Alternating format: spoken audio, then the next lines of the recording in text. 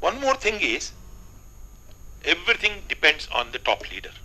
Why one leader has made so much of difference to India in the ease of business or in the corruption. Now, he may have other defects, but the point is, at least on the corruption, no one has accused him of corruption. If one man could do that, I think if there are 30 fellows like that in all the states, things would change overnight, But unfortunately, what he has done only applies to the government of India, to the political side and all that, and at the top administration level.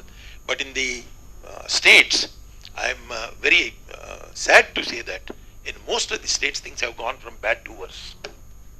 Especially so in our Telugu-speaking states, both Telangana and Andhra Pradesh. I think one must point out these things, and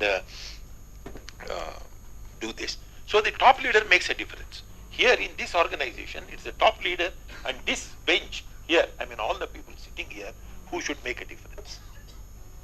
Because you are an example, you are the leaders, you are the role models, If you go rotten, nothing would work.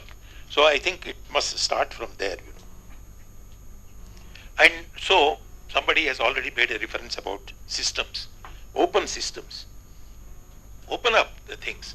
You see, you said about fear of taking decisions. Somebody said, well, decision taking would be delayed. I don't think decision making would be delayed because of vigilance. Let me tell you, the only reason why a decision can be delayed is if you want more information. If you don't have enough information to take a decision, you want some more information, yes, the decision can be delayed. But otherwise, for thinking over the same thing, 20 days, 1 month, you delay the decision, you are not going to take a better decision. Information, yes. That information also, there are limits. You can't get every information, 100% information. Sometimes it would be 90%, sometimes 95%. So please don't delay the decisions. Saying that vigilance, if it had to act, it would act in any case. Don't worry whether you have taken a one-day decision. It can't be the file has just come, and normally that is how special case happens. What happens? There are 20 cases pending, you take up this case and dispose of within minutes, other things are all pending. That gives rise to this one. Second thing is to protect yourself. I must say, I have seen that. Please record your decisions. You see, in the government, what is most important is, and there is a reason for that, processes, procedures are extremely important in government. And documented this one. You must write down. When you go to a court, the court says, you have not written a speaking order. That's what they say. In fact, I tell the judges, you don't write sometimes speaking orders, So you just decide whatever you want to decide. But where is the speaking order? So a speaking order, in a sense, analyze the things to the best of your ability and do that. Whether it is CBI, whether it is a vigilance officer, I don't think they are going to sort of be so, irresponsible that they can't see the logic of what you are explaining. So I think you should do that.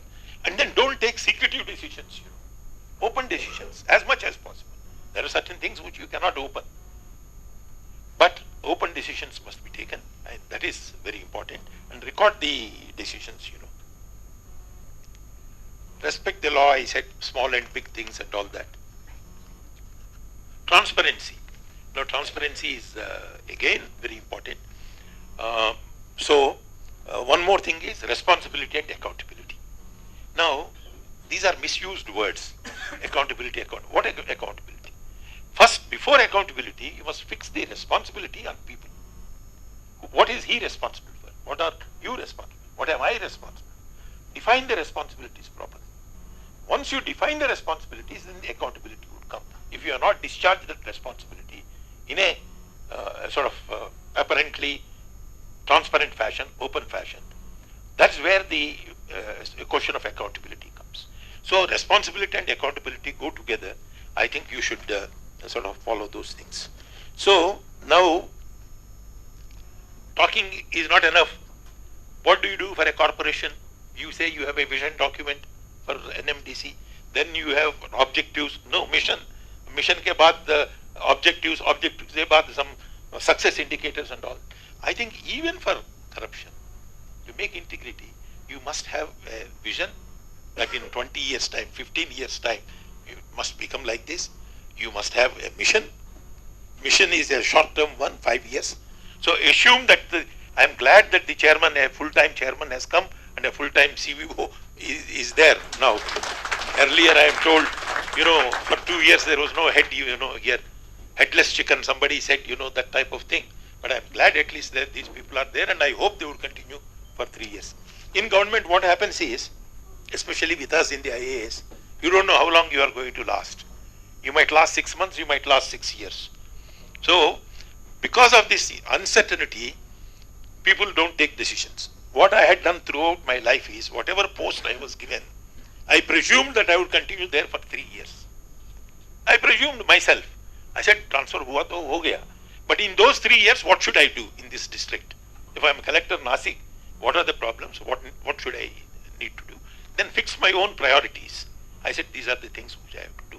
Then divided them into year-wise this one, called all my officers and distributed them to the subdivisions and to the tahsildars, saying so much of wasteland should be sort of given to farmers for cultivation.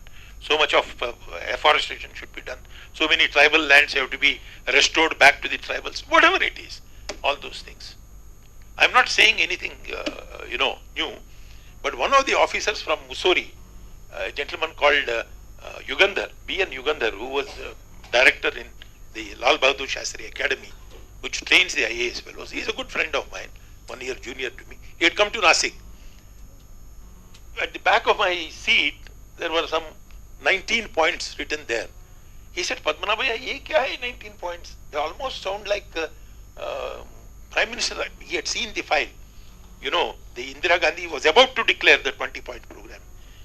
Ye 19 are almost like that, he said. I said, I don't know about Indira Gandhi's program. These are my 19 points for Nasik district. So I have put that.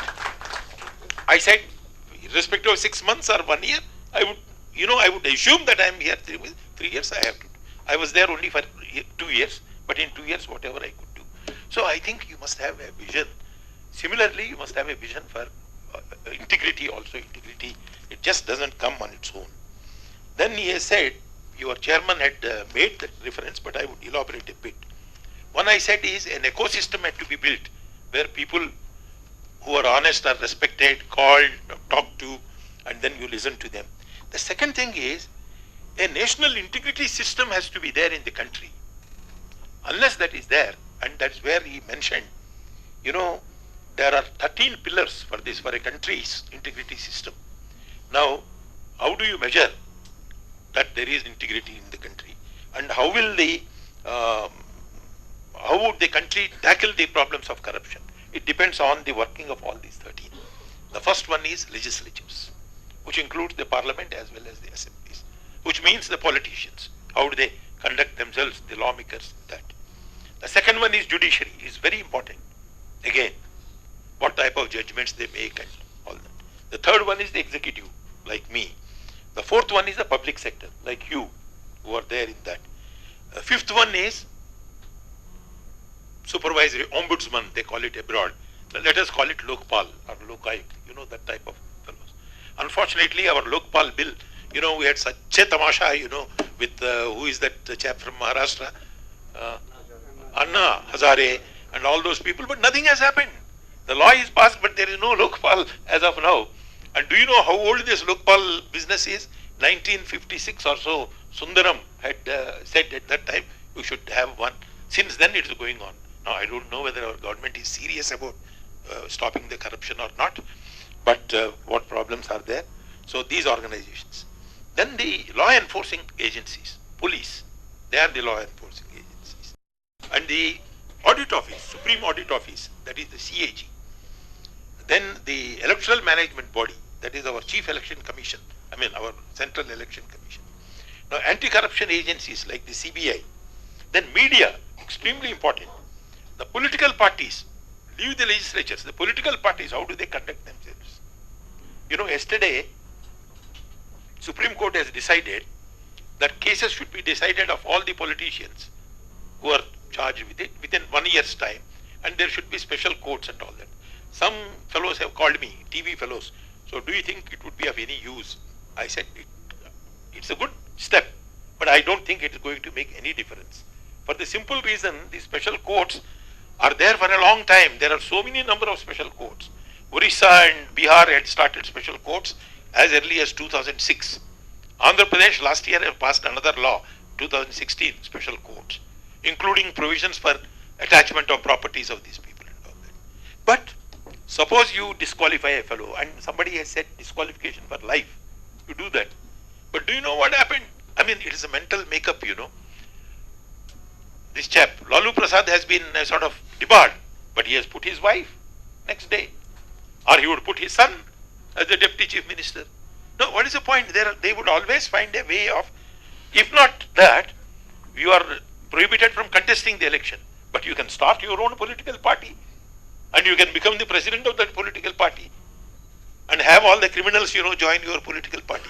So unless you are prepared to mentally sort of change yourself, attitudinal changes, value systems, they are there, these things would not work. So that's why political parties, political funding and all that.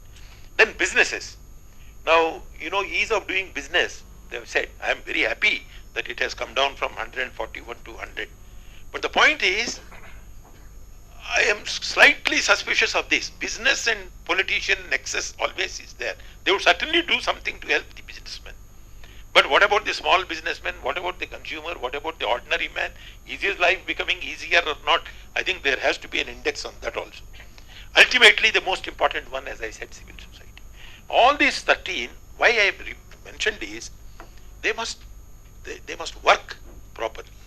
How would they work properly? They would work properly provided there are two things that are done. Resources are given to those bodies. For example, public sector, if you are not given the necessary resources to work, you can't work. CBI, it hasn't got the resources. Its manpower is very limited. Two, independence. One is you have to give resources to that. Two, they have to be independent. They have to be permitted to work. All of us know that most of these things, CBI, do you call it an independent body? Does anyone say that? Very few people would say that. So these two things also, all these are points for civil society, you know, to agitate. So that is their capacity. Then their governance. All these bodies, each one of the 13 I have said, they have to have transparency, they have to have accountability, and they have to have an integrity mechanism, you know. So it's only then that the society can improve. Now, a few things I wanted to mention. There is a gentleman, a minister in Andhra Pradesh government, is essentially a doctor earlier. Now he got into politics some 10 years ago, you know, leaving his medical profession. At that time his mother called him and I said, son, you are getting into politics. Now I want you to come along with me to Tirupati. So she took him to Tirupati and made him take a pledge there that you are getting into politics. Please promise that you would not lay your hands on somebody else's property, you know, on somebody else's money. The mother had directed him and he had done it. And as of now, he is honest still. I don't know whether it would continue there. It's about 10 years. I think everyone has to take a pledge there.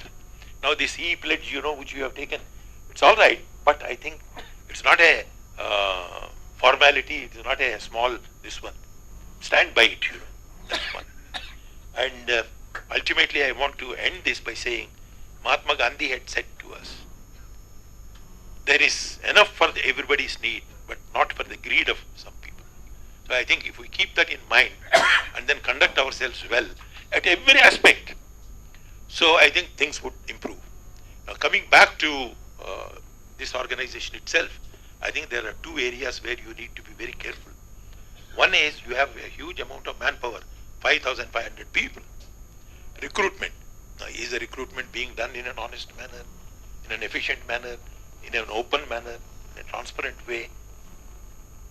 What systems you have for the recruitment? I think these are things which are necessary to be looked into. Similarly, your contracting system, your sort of tenders. I know you have got the, e-tenders and e-auctions and all those things you have. But e-procurement, this is not enough. But I think you need to look at these things continuously and constantly ultimately, please don't believe this one that somebody is afraid of vigilance, and because of that, decisions are being delayed and all that. I am not a believer in that. I gave you my own example. I didn't even know about the existence of a vigilance outfit there, you know. So thank you once again for calling me here and giving me this great opportunity to address my views there. When I was talking about the special privileges for the children, I may mention, the youngsters who are here, I mentioned about the VIPs numbers. You must have seen photos, you know, in the WhatsApp, people keep on sending them. Obama goes to the church and he doesn't sit in the front row, he sits in the fourth or fifth row, somewhere along with his wife. David Cameron, the Prime Minister of England, when he was thrown out, you know, because of that Brexit vote, next day he vacated his house. And when he vacated his house, you would have seen photographs that cartons, you know, boxes, paperboard cartons, he was taking away his baggage, and so that it wouldn't fall, he had put a belt to his shoulder, and then he was carrying it himself, you know, going there. I have seen the president of Switzerland travel by bus. Switzerland is not a small country, it's a very important country, you know. So if those people can behave like ordinary citizens, then you have an apathy, I mean you have a sympathy, an empathy with the people. Now, if you think I am special, I can do anything and all that, it won't work, you know. So I think that mindset has to change. If it changes, the country would certainly go on its way to become an ideal society with less and less corruption.